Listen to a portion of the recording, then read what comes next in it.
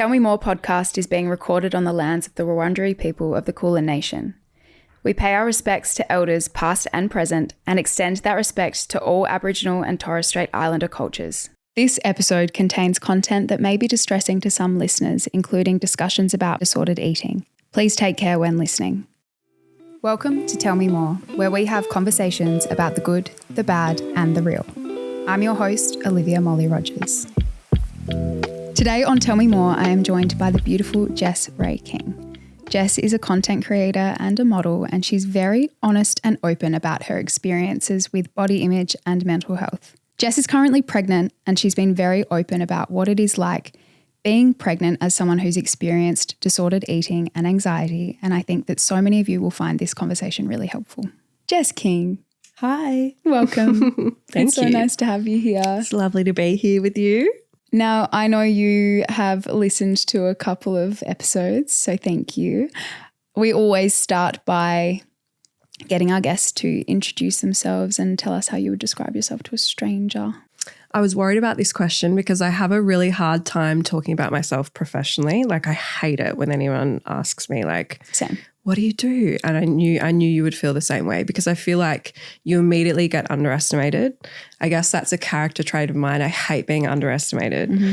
But I think if there was like a way that I wanted people to think of me, I would want people to think that I'm kind and down to earth and approachable. I think, I'm a typical millennial. I love Taylor Swift. I love my cat, Harry Potter. I'm a bit of a dork in that sort of way. But yeah, I just like to keep it real, and I hope that comes across. That's what's most important to me. That's beautiful. I definitely, knowing you and knowing your content, I think that what you see is what you get. You are very much the same in person as you are online, and I think that's a really beautiful thing, and it's not always the way. Yeah, that's a huge compliment because I want to come across, authentically, and I just want to be myself, and I think we should all try and do that. I think that your content, I have related to a lot of your content over the years, and I think it's rare for people to be so honest about anxiety and struggles with body image. I think people do it in little bits here and there, but you are so authentic all the time. Do you find that difficult? Oh, yeah, all the time, because sometimes you don't want to open up. Like when you're in the midst of it, when you're having a really bad body image day or a really anxious day, sometimes you just don't want to talk about it. You want to pretend like it doesn't exist. But I know through talking about it, it normalizes it for other people. And, if I get like one message from someone saying, oh, thank you so much, I was feeling the same thing today, and, you made me feel less alone and seen, then that's the whole reason why I do it. And that's why it's worth it. Yeah, it's amazing. I think also there's this tendency to want to speak about something once you're past it. But and I know that my anxiety and my struggles with body image, I don't think I'm ever going to be 100% okay. No way. If you then wait for that moment, you will never speak about it. Yeah. What's that saying? It's like they say to speak from scars rather than not a wounds. wound. Yeah. And I think for some things that's fair, like a really bad breakup or something like that. But when it is something like ongoing anxiety, that's not ever going to be a thing. But I think like the people who have spoken when they're in the midst of something, I'm like, thank you so much for doing that because, you've made me feel like I'm not crazy. Like what I'm experiencing is normal and everyone to some extent goes through it, and it's made me feel less alone, and it's also given me the permission to seek help and be like, okay, like, that's what I'm experiencing. I'm deserving of help, and it's pushed me to that next step. When I know you've shared, actually just in the last week, you shared your story of body image and how young you were when that started. I'd love for you to take us back and tell me all about that. Yeah, I mean, God, I went on my first diet when I was 8 years old, and I have like really early memories of being in primary school and being just like so hyper aware of my body and the space it took up and how it looked different to other people's bodies. and, you know, comments from boys in the class because, you know, I developed really early. I went through puberty at like 10 years old. I got my period when I was like 11. So, you know, I had boobs and, you know, boys would say things, girls would say things. And those like formative years are just so, you know, integral to a young person, and you remember everything. You remember every little comment that someone says, and it really does shape you. And yeah, some of those experiences I think are what were kind of like the catalyst for me to end up struggling with body image, and it kind of just like spiraled from there. So yeah, first diet, 8 years old. How did you even know what a diet was though? I don't think I knew at the time, but like looking back, I can see, oh my God, like I would go to school and I would, you know, take everything out of my lunchbox that wasn't fruit, and I would only eat the fruit because I just thought that, you know, people, that's what people on the TV did. And, you know, women were skinny, and I just thought I wasn't skinny enough. And like, this is how it was supposed to be. I don't know if I grasped the concept of it at the time, but yeah, looking back, I'm like, oh my God, like, oh, it makes me so sad to think I was of so little young. 8-year-old Jess. Yeah.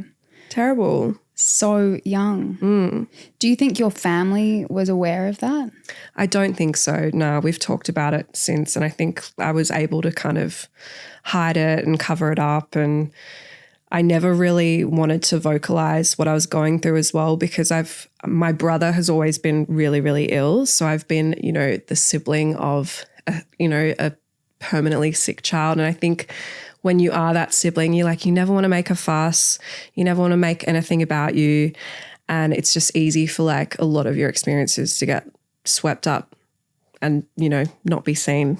Oh, I know from working with families with children with intellectual disabilities or all sorts of chronic conditions, that the siblings are often the ones that suffer the most psychologically. Yeah. Because you do learn from a young age that your needs, and it's not by fault of the parents, it's just the way things are, that your needs are not quite as important because they're not life or death. Yeah, totally. I mean, like I would never, ever blame my parents for not noticing what I went through. But the fact of the matter was, you know, I wasn't the child who was in hospital. So yeah, I learnt from a very young age to, you know, if I was struggling with anything, if I was anxious, to just like keep it under wraps and keep it inside. And I think that's why, you know, I got to my 20s and 30s and I was like, because I've just spent so much of my life kind of bottling that up. I can relate to that feeling so much. It actually makes my tummy turn a little bit just thinking about that for you.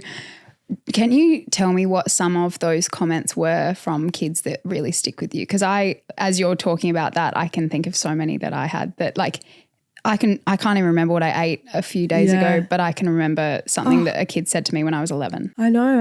I remember, instantly I get like at least 2 comments that come to my head. So I remember, I think I was probably in about grade 5, and a girl in my class next to me was like measuring the size our hips took up on the chairs. And she was like, look how much more your hips take up. And I was just sitting on my chair, like innocently minding my own business. And I was like, oh my God, like my butt nearly covers the whole chair. Like what a silly concept. Like it sounds ridiculous when I hear it coming out of my mouth, but that's what worried me as a kid. And then, you know, I did a bit of modeling like later on at 15, and I remember a stylist saying, oh, you're really quite hippie, aren't you? Yeah, I don't think this belt is definitely not going to fit you.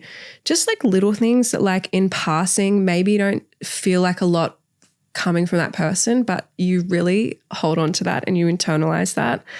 And I ended up going through my life cursing the size of my hips because of comments like that. That's so awful.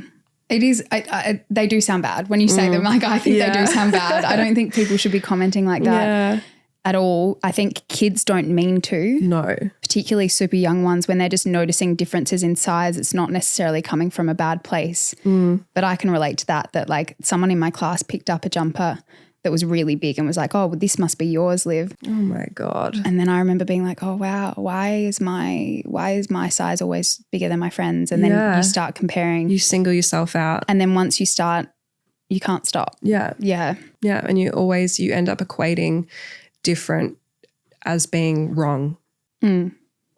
So you touched on anxiety as well. Did your Yeah. anxiety start around the same time, do you think? I think I always had anxiety, but it wasn't until my 20s where I went through like a really, really terrible breakup that I started seeing a psychologist for the first time. And then I realized that, oh, like I'm not just a worrywart as kind of people had painted me to be, or like a high achiever or a perfectionist. I was full-blown anxious. Like I had full-blown anxiety. And yeah, it made me like really kind of like go over those formative years and be like, shit, oh my God, like what I was going through was so much more serious than I gave it the gravity at the time. But I think because no one was talking about it as much then. Yeah, definitely. It's so much more normalized now. Thank God. That breakup that you're referring to, is this the one that I think you spoke on Shameless years ago? Yeah, I did. And that's when I'd never met you before. Yeah. And I remember listening to that episode and thinking. So many people say that. I'm like, cool, I'm the girl who got cheated on and her boyfriend got someone pregnant. You know what I mean? Like, well, that's a lot. It's a lot. But I was also like, wow, this girl's really strong. She's got a beautiful voice. And then I started following you after that. So yeah, I don't think it defines you, but I think it was like a bit of a moment. Yeah.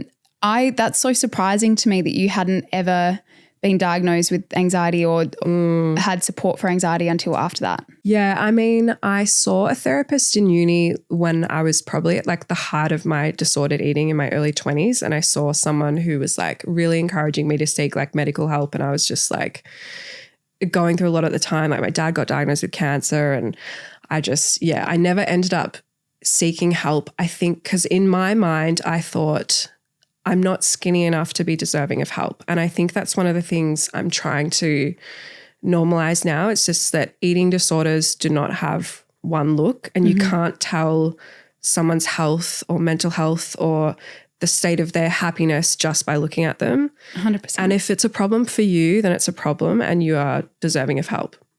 That is such good advice. Sorry, I went off on a bit of a tangent there. But I think that that's such an important message too, because I think if I had heard someone speaking about it the way that you speak about it when I was in the middle of mine, particularly when my eating disorder started as anorexia and then bled into bulimia, and when I was bulimic, when that was at its worst, I wasn't really skinny and I felt like, well, I'm not even good at this thing. Yeah.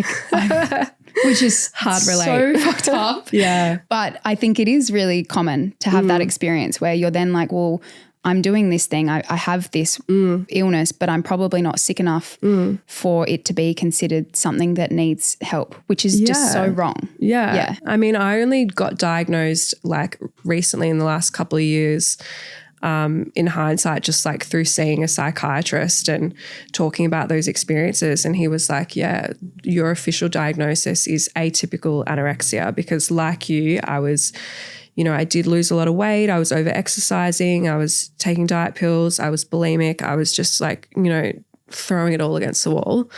And I think at the time, I don't know if society would have maybe told me that at the time. I think we've come so far in terms of recognizing the seriousness of body image issues. Thank God. Yeah.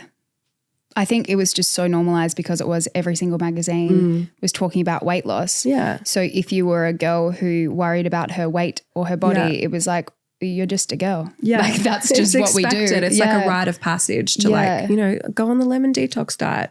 Oh. Like can't tell you how many times I did that. I remember at school when we would be with certain friends who would eat less and looking at their eating habits and thinking like, God, I wish I had that control. Yeah. And I also remember prior to having an eating disorder, seeing people with eating disorders and thinking, I could never do that because I don't have that kind of control.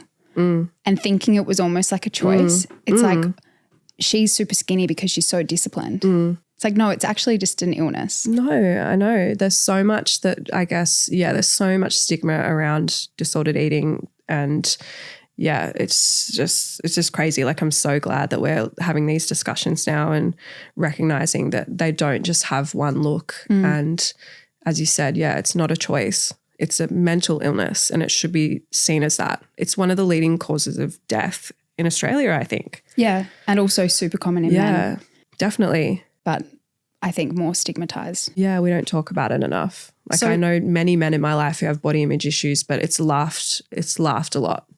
Oh yeah, they make jokes. Yeah. I think there's always so much more behind it Yeah. than they give off. Definitely. What was so you went through this awful breakup. What was the actual moment where you were like, I need to go and seek help? Oh my God. I was just like not functioning day to day. I just felt like a shell of a human. I was like crying on the shower floor. I hadn't really been single like in my whole life. I'd always had boyfriends from when I was a teenager, long-term relationship. Like it was a 6-year relationship and I just had like the wind, what's the word? Like the wind beaten out of me. Like I was so blindsided by what happened. You know, him cheating on me, he got her pregnant. You know, we'd bought a house together and it was just like so shocking. I was like, I need to talk. How did you find it out? I remember it like so clearly. I was on the computer one day and we both had Gmail accounts. So like both of our emails, you know, sign into the one desktop computer and I saw an Uber receipt popped up and it was like, your Saturday morning trip with Uber. And I was like, that's so weird. I was in Sydney at a hotel that day. I was like, what's that? And I clicked on it and it was going from our apartment to an address in Richmond at like 2 a.m. And I was like, what the hell? And just like when people talk about, you know, that feeling in your stomach, like I knew instantly. I knew something was wrong. I felt instantly sick. I was like, oh my God, like I knew what had happened. It was almost like he didn't have to tell me. Well, there's no other reasonable explanation. Yeah, why are you going to some girl's house at 2 a.m. when your girlfriend's on a work trip? So I confronted him about it. He denied it. I still don't really know the full extent of what went on, but I like suspect that, you know, it could have been for the majority of the 6 years that we were together. And I guess like things started unraveling. I started finding out more things and it took me quite a while to like put my life back together and rebuild myself up because I just became so reliant on that relationship and so much of my identity was wrapped up in him and us together that I really needed to learn to like be by myself again and find that independence. And sort of give yourself or find a way to sort of self-soothe. I feel like when you're talking about being in relationships, long-term relationships, I was the same. Yeah. And I think in hindsight, it's because from a young age, I needed external validation. Yes. I needed someone else telling me I was lovable because I didn't think I was on my own. Yeah. I think that is a common occurrence for girls who end up boyfriend after boyfriend after boyfriend. It's not because I wanted to be with a million people. It's because I didn't know how to be by myself. No. And I thought that I was like more worthy if I had a man's love. And that's something I really had to undo in the years that I was single. Like I ended up being single, I think for maybe 4 years. And I was like so scarred. Like I couldn't have sex with anyone for like, I reckon it was like way over a year. Wow. I couldn't date. Sorry, the way you said wow. I couldn't have sex over a year. Wow. I mean, I think that's really telling. Yeah, I was just so scarred. I just like couldn't think of anyone touching me and like letting anyone into my space and being intimate and vulnerable with anyone again because I just had so much like trust issues. Fair enough. And I just thought I was so as you kind of touched on, like unlovable, like it wasn't the first time I'd been cheated on. And I really had to undo that kind of rhetoric in my head that there was something wrong with me, that I was the one who caused their actions. So a lot of therapy and like, thank God I did it because I managed to, you know, work my way through that and also get an anxiety diagnosis and then get coping mechanisms to help me through that in like my day-to-day life as well. What does that look like for you? Daily medication. Same. Yeah. Staying on top of my exercise routine, trying to have a routine. I think it's very hard in our sort of industries, as you would know. And I think not having a routine is what can really affect my anxiety.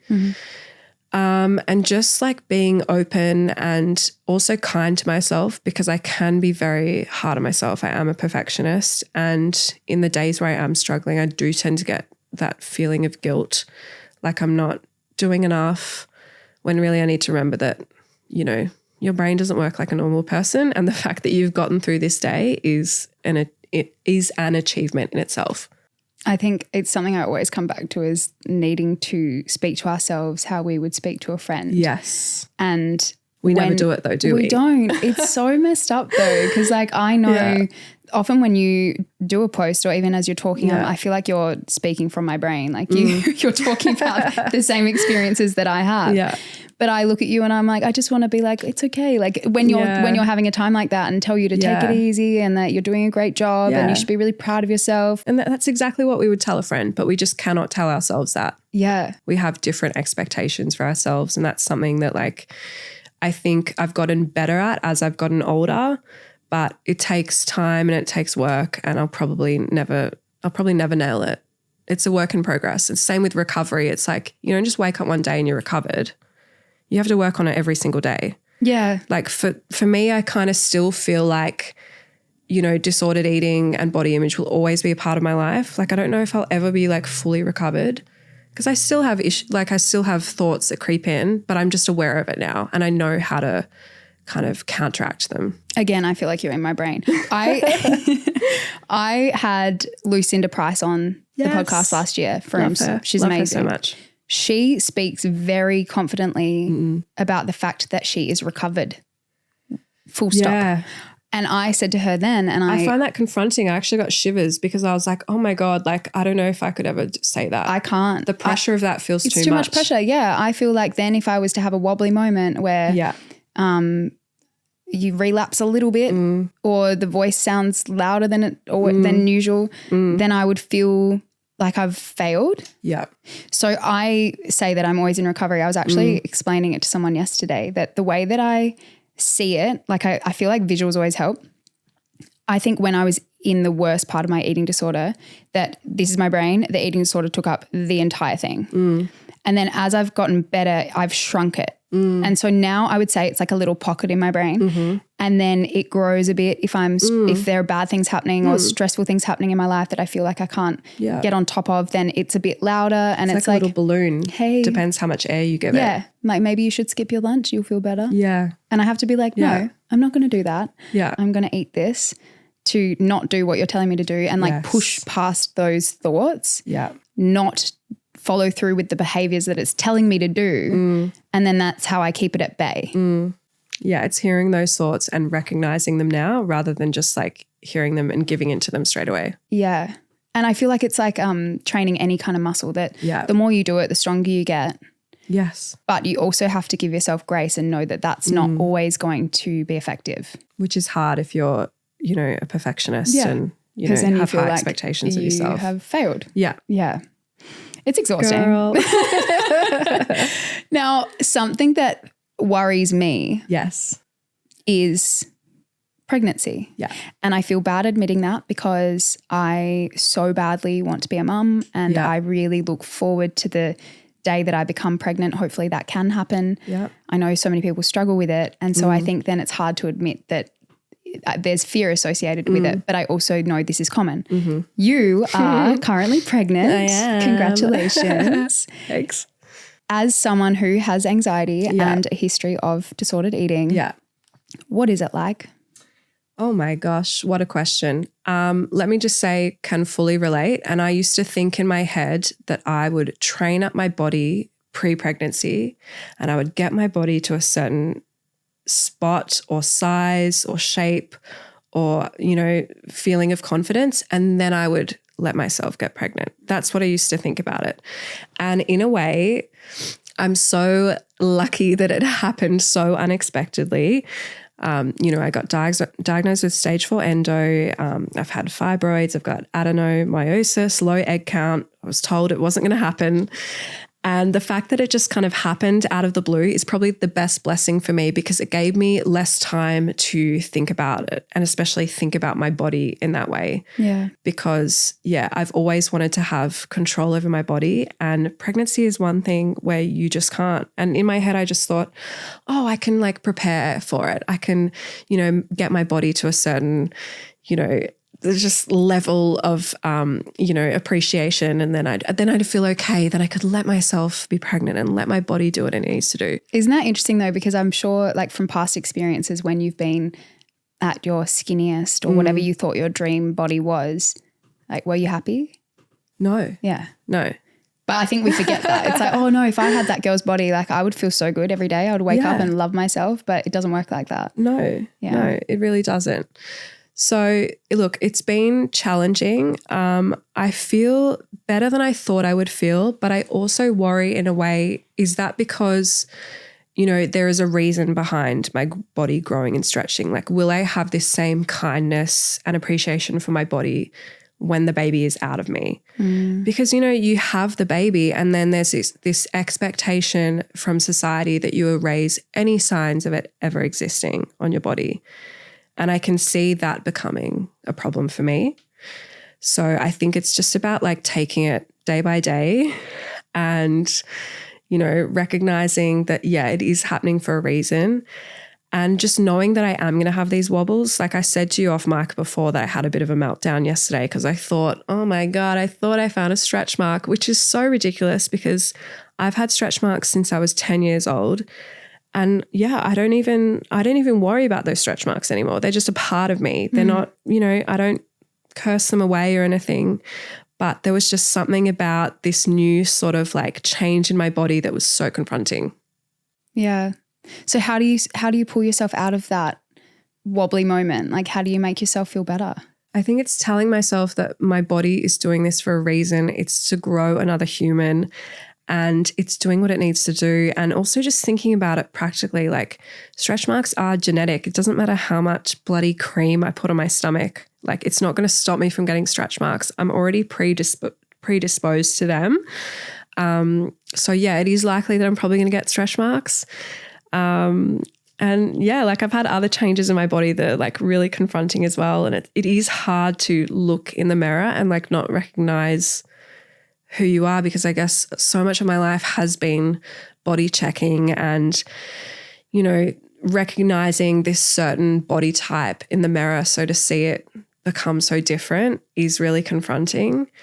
But I think I'm just like learning to like sit with those feelings and be like, this is normal, especially considering what you've been through, and you shouldn't beat yourself up about feeling these things. And I'm just going to be honest because, I've talked to many other pregnant women and they say the same thing. Yeah. I actually think it's so much more common even from people who haven't had eating issues in the past. But then I've had friends who've had eating issues or body image issues, and then pregnancy, they've felt completely different. Wow. And I'm like, wow, I hope that that's me, but I don't think it will be. It would be really nice, but I don't think it will be. Look, let me tell you, it is nice to wear a bodycon dress and not suck in. Yeah, just let it out. Yeah. That is a nice feeling. Liberating. We touched on being anxious, having difficulties with body image and what that's like during pregnancy. I also think that anxiety and pregnancy is something that I worry about. So I imagine a lot of people also worry about that.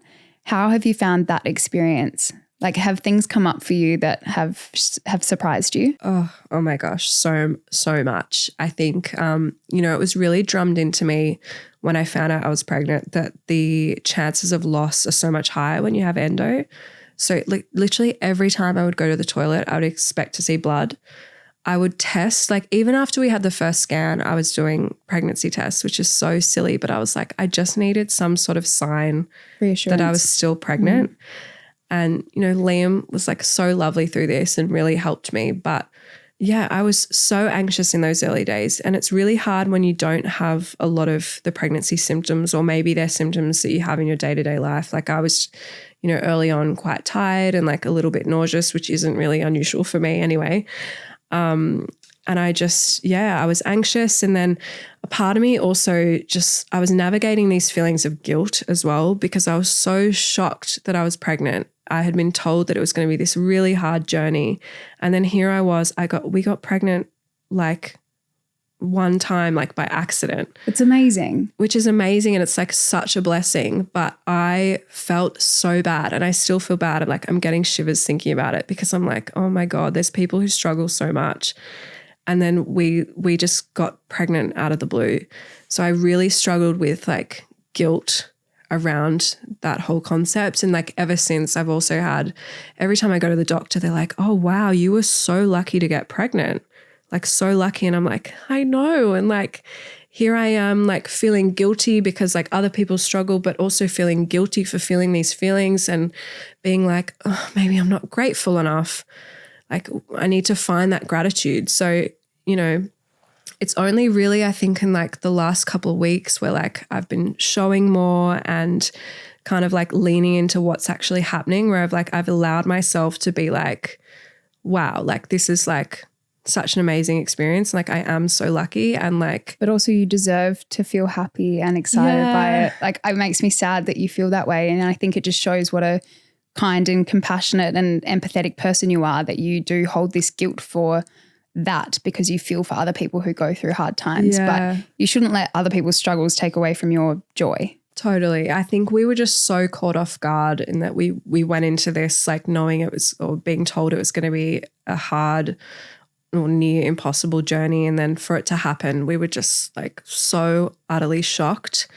And yeah, that in itself brought a lot of anxiety because I was like, I know how unlikely it is that I've gotten pregnant. And I was like so desperate to hold on to it as well. Yeah. Thank you for sharing that. I feel like that's a very vulnerable thing to share. Yeah. What has been the best thing so far, do you think, about being pregnant? Oh, I think like seeing the excitement of our families. I guess considering my diagnoses, a lot of people in our lives kind of thought that it wasn't going to be possible for us, or, you know, it wasn't going to be possible without a lot of intervention. And yeah, I remember the day we told my mum, dad, and my brother, and they were just like so shocked in the best way. And I think that moment will just like stay ingrained in my mind. And yeah, it's remembering that like this isn't just about us, it's bringing a lot of joy to those around us. And that feels really special. That's so nice. I feel like those sort of things are what you need to come back to as well when you're like fixating on the body moment. Yeah. And like those people who love you don't care about that at all, or don't even think about it. And your baby is not going to think like that either. And they already love this little potato inside me. And you know, how special is that? Yeah, it's beautiful. Yeah. I also love how you talk about relationships, and when you were single, you spoke a lot about being single, and then you met your now beautiful partner, Liam. You wrote an article about how frustrating it was that when you met him, that was celebrated more than anything you've ever done. Can you talk about that? Yeah, I think it's just interesting what society places value on as women. It's always about, you know, getting the ring, getting the man, getting the baby. And we'd never, you know, put as much appreciation on a woman's independence, or, you know, I went out and I bought an apartment by myself, and I felt like that was such an achievement. And yet like nobody cared about that. They cared about the post where I hard launched my musician boyfriend. You know, that was more exciting to everyone. Oh, thank God she's going to be okay because she's got a man. Yeah. And I felt like I was like really mad because I was like, don't make it sound like my worth is tied up to whether or not a man loves me, because like I'm okay on my own. I am more than okay on my own. I am worthy of my own love. I don't need some guy. Obviously he's amazing and the father of my child. But, you know, I don't need the love of a man to be worthy as a person. And I just felt like, oh, what have I been like rabbiting on about for the last 4 years? You know, and people just, they were just, I know it comes from a place of like, they were happy for me after what I'd been through. And it was more about that. But, you know, sometimes it really felt like they were like, oh, thank God, like she's found a man. It's like, I would have been okay if I was single, or if I'd met him, you know, in my 40s, or, you know, 50s, don't you think whatever. it is that mindset that actually then lets you attract the right kind of love, because you know that you're great on your own and you deserve the best. And if the person can't meet you there and can't make your life better, then like see ya. 100%. Like I met Liam at a time in my life where I was like, I do not give a shit. I wasn't dating. I wasn't putting any pressure on it. I wasn't worrying about these like ridiculous timelines or anything like that. I was just like letting myself live my life the way I wanted to and like valuing my friendships and my own independence. And, you know, sorry guys, it's a cliche, but like that's when he came along when, you know, I wasn't forcing it. Yeah. What did that look like? It was a very quick kind of connection, and it was just like a very natural, easy connection. Like we were just, you know, our first date was like 12 hours long. So cute. You know, I broke all the rules, and I've talked about this a little bit online. You know, there's so many rules with women and dating. You know, they say, oh, you know, like don't be the first one to text him, or don't sleep with him on the first, second or third date, and all these things. I threw everything out the window. Like I slept with him on the first date. Like I messaged him. We messaged nonstop. I think we caught up like the day after our first date or something like that. Because I was like, you know what? Like if this guy is going to be the guy, he's not going to care. Like I'm not going to try and pretend to be the cool girl or like something I'm not. And I tell this to all my single friends, like don't like stop trying to be cool. Because also just if be yourself. you being yourself pushes them away, you know they're not it. They're not the one for you. Yeah, and if you're performing, if you're being something you're not, then when you show your real self, they might not like that. Yes. And it's not going to work. I just think like be yourself from the start, let the crazy out, let your freak flag fly, you know, Freak flag fly. That's quite hard to say. Well done. You know, burp in front of them, sing your Taylor Swift songs, whatever. And, you know, I got that all out of the way. And now look, I'm having his baby.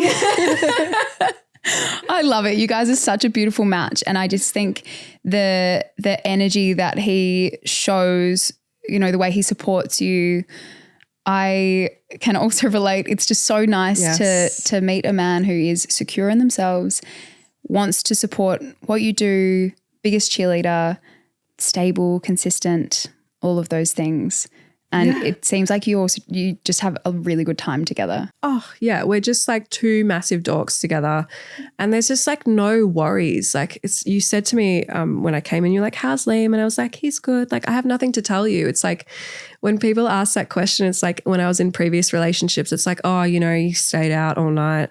The other night he, you know, didn't text me back when he said he was going to text me back. We haven't been on a date in 6 months. Like just. Yeah, there's always something to report. Yeah. And now it's like, wow, I'm in a, you know, natural, healthy, relaxed relationship, and that anxiety isn't there. I think as well, I always mistook the anxiety for butterflies. And that's, you know, something I had to relearn when I started dating again, that it doesn't have to feel like that, that kind of like intense, like, oh my God. Yeah, it's not excitement. It's actual like negative energy. Yeah. And like calmness and knowing that you can rely on them and that they're going to contact you when they say that they will, like that can be a beautiful love too. And it is a beautiful love. Yeah. It's so nice. Yeah. People listening though, I think who haven't experienced that might hear it and think it sounds boring. Yeah. Yeah. What are your thoughts about that? I understand that because I used to think that sounds boring as well. But when you have someone who just loves you the way that you are and you can be your absolute self, like that is worth its weight in gold. And I would never go back to those feelings of butterflies, which were actually anxiety. Yeah. If it's like, will he text me? Will he call me? Will I see him? Will he actually come over when he said he's going to come over? It's not healthy, and it's not how you want to live your life with someone. Like you're better off being single. Oh, truly. Particularly when you do experience anxiety, you don't need someone who's going to add to that, whether it is a romantic partner or a friendship or a colleague, whatever it is. Like we don't need those kind of relationships that are going to fuel that anxiety fire. It already exists. Yeah, don't make it worse. Oh my God. Having someone who can help like calm that is really nice. And who doesn't make you feel bad about it. You know, my previous partners would always kind of see my anxiety as like a bad thing, or they think I was making it up to get attention. And I'm like, why would I do this? Like I feel terrible. Like I am not making this up. Like this is very real inside my head. Whereas Liam, you know, can see it and recognize it, and he just like, he knows exactly what I need and he doesn't make me feel bad about it. That's so nice. and how it should be. Yeah, But bare minimum. I think it sounds like maybe you dated avoidant people and same. Yeah. And when you're anxious, an avoidant person becomes more avoidant, which makes you more anxious. Would you say Liam's secure? Oh, definitely. Yeah. And has it made you more secure? Oh, totally. Like, you know, I think anyone would hear what I went through and think that I would be just like so anxious and like wanting to go through his phone and like feeling crazy all the time. But like Liam has just like always shown up exactly how he says he's going to show up. And I've never once doubted him. And that's a testament to him. That's what makes what I went through so easy to manage now, because he's just who he says he is. And he loves me and he knows what I need. How does he actually do that? So if you're saying I'm feeling really anxious, I'm worrying about this thing, what does he do in the moment to He help? won't dismiss me. Like I think I've been in situations where people are like, oh, you're being ridiculous. And then you really feel bad. sensitive. You feel crazy. You're being gaslit. Yeah, you're being a worrywart. Oh, you're being dramatic. You know, he will listen to my concerns and, you know, he won't like validate them as being real, but he'll listen to them and realize that what I'm feeling is a very real thing. And he'll give me advice on how I can move through that. That's so good. Yeah. We love that. Yeah. It's so nice. I But the bar think is in it's so hell, like let's be real. 100%. The bar is Like so low. all relationships should display those, you know, Definitely. types of communication and But support. I do think that's why it's so important to talk about, because I think people listening, I've had so many people message me saying that they can relate to my stories I've shared of previous unhealthy relationships. And then on the flip side, talking about what it can be and how it should be helps people to realize, oh, maybe I'm not in the relationship I should be in. And I think everyone is better off being alone, being single, loving themselves, showing up for themselves, than putting up with someone who makes them feel any less than that. 100%. And I wish that I'd heard someone say that when I was 19. You never believe it at the time though. Like, you know, you're taught as a young woman that like the pinnacle is to have a boyfriend, to have a man that loves you, when really like the pinnacle should be like having enough love for yourself. Definitely. Yeah. I mean, I'd heard it so many times, like, you got to love yourself before you can love someone else. And I'm like, but how do you do that? Yeah. Sometimes you just have to go through it and have that experience to realize. Kiss the frogs, toads. Yeah. All of the above. Having a baby. Yes. You are having a baby. What is something that you really want to teach them? If you could choose one thing, whether it's a girl or a boy, what is something you really want them to learn and know to be true?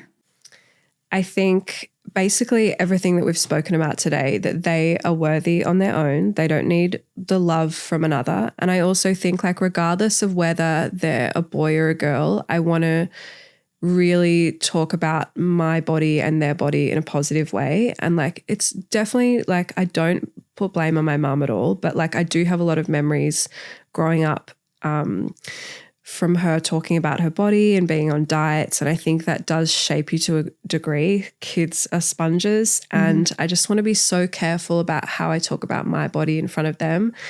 And I want to help them grow up and realize that all bodies are different. I don't think there's enough education in schools. Like, thank God for, you know, someone like Taran who's doing Embrace Kids. Like, that's definitely something that Liam and I are going to implement from a young age. And just, teach them that they're so much more than their body and that they can do anything. It doesn't matter if they're a boy or a girl, whoever they want to be. And hopefully we do a good job. I'm sure it's you scary. will. Oh, I can only imagine. If you went back to little Jess, would you give the same advice or would it be different? Yeah, I think so. I think it was a different time as well, growing up in the 90s and the 2000s. Like the way we talked about bodies was so different to how it was today. And I think unfortunately I probably had to just go through that. There wasn't really much that could, you know, change considering how warped society was in terms of body image during that time. But yeah, like in a way, it was like such a terrible time, but like I'm grateful I had those experiences because it has in turn made me so grateful now for the body that I have, and I look at it in an entirely different light. That's so good. And also you are helping so many people by sharing what you share. I hope so. You are. And if you hadn't been through that, then you wouldn't be able to do that. Yeah. I think it's amazing and I love your content. Where can people find it? Jess Rae King on socials. We'll put it in the show notes. Now, we finish every episode with a segment called Oranges and Lemons, and your orange is something positive for the day. Your lemon is something a bit more sour. And if you have a little seedling, something you're looking forward to as well. Okay. Orange, I would say I just hit 24 weeks of my pregnancy.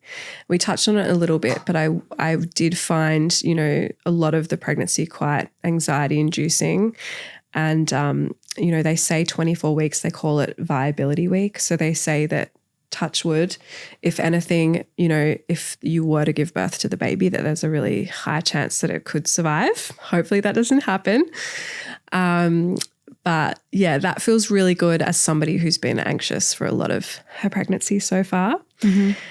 Lemon, oh my God. Oh, you know what happened this week? So I love a nap, right? All the time. All the time. Honestly, all the time.